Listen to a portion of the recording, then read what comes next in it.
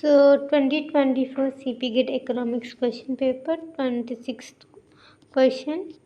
Production prices are determined in factor market by the forces of.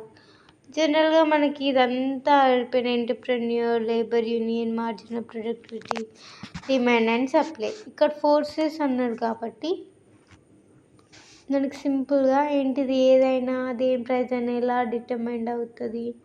ఇక్కడ production prices factor market. So ఏంటి, కొంచెం factor market అంటే మన marginal productivity, ఇలా labour union. So మనకు కొంచెం ఎకనామిక్స్ మీద ఐడియా ఉన్నా ఈ ఎంటర్ప్రెన్యూర్ రాదు, లేబర్ యూనియన్ రాదు. So marginal productivity it's a price of ఏంటిది, వన్ ఆఫ్ ద థియరీ అంతే, ఇదే అని పక్కా అని చెప్పలేం.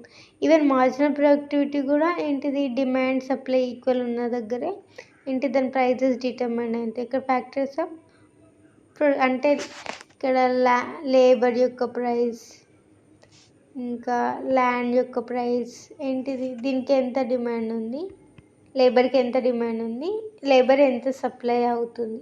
సో దీన్ని బట్టే కదా దాని లేబర్ యొక్క వేజ్ అనేది డిసైడ్ అయ్యేది.